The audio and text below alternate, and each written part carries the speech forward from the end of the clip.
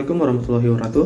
Kali ini kita akan membahas mengenai kesalahan pembelajaran pada teorema Pythagoras, khususnya pada proses pengerjaannya. Nah, untuk menentukan atau membuktikan apakah suatu sudut segitiga itu merupakan sudut tumpul, lancip maupun siku-siku, itu ada dibuktikan dengan menggunakan apakah kurang dari, sama dengan, atau lebih dari.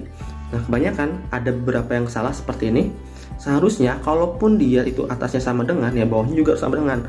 Makanya kenapa salah seperti itu? Seharusnya ia terpisah antara sisi yang terpanjang dengan dua sisi yang lain. Jadi jawabannya harusnya seperti ini, baru di bawahnya itu akan di apakah kurang dari, lebih dari, atau sama dengan. Ya, mungkin cukup sekian. Assalamualaikum warahmatullahi wabarakatuh.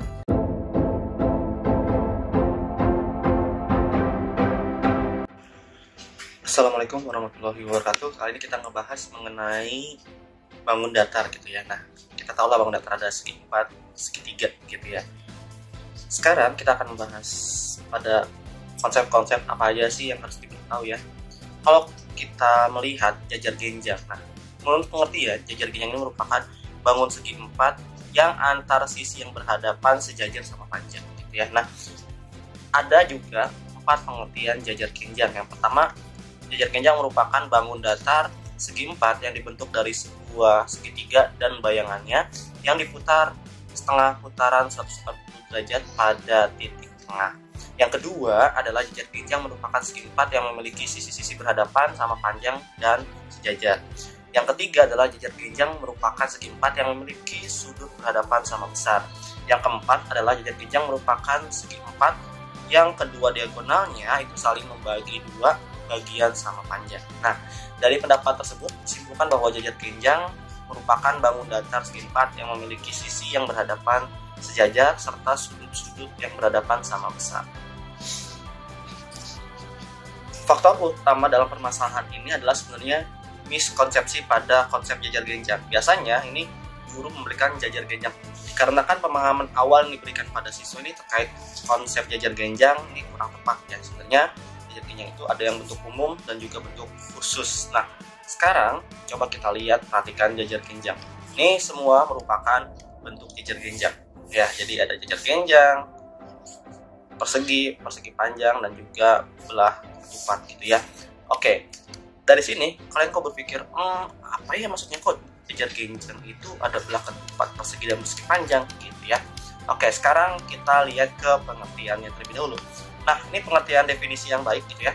Jadi persegi adalah jajar genjang sama kaki atau sama sisi dan sama sudut karena memiliki sisi yang berhadapan sejajar, sudut-sudut yang berhadapan sama besar, dan keempat sisi yang sama panjang. Nah, selain itu keempat sudut persegi itu sama besar, yaitu sudut siku-siku. Nah, bagaimana kalau misalkan persegi panjang? Definisinya apa sih? Itu persegi panjang adalah jajar genjang sama sudut karena memiliki sisi-sisi yang berhadapan sejajar, sudut-sudut yang berhadapan sama besar, dan keempat sudut sama besar. Ya, ini sudut siku-siku.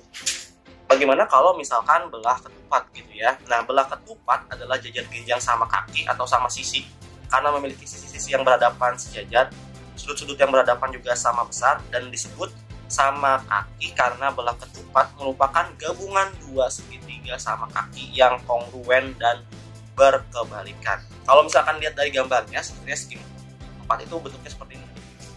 Kalau bisa dilihat dari gambar seperti ini, dan kalau misalkan kalian mau melihat diagramnya, yang pembelajaran yang terbaik itu seperti ini. Jadi ada segi 4 ya, ada trapesium, jajar genjang, nanti ada layang-layang. Nah, seperti ini bentuk skemanya yang baik gitu ya. Oke, mungkin cukup sekian. Assalamualaikum warahmatullahi wabarakatuh.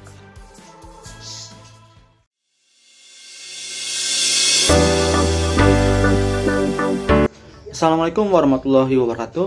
Kali ini kita akan bahas perbedaan titik dengan lingkaran. Di sini juga kita akan mendapatkan definisi lingkaran yang well defined atau terdefinisi dengan baik. Mari kita bahas dimulai dari lingkaran dan titik. Kita lihat bahwa titik dan lingkaran ini serupa jika dilihat kecil. Nyatanya, bagaimana kalau kita perbesar? Terlihat perbedaannya ya. Mari kita bahas dan buat pusatnya terlebih dahulu yang berada di tengah-tengah.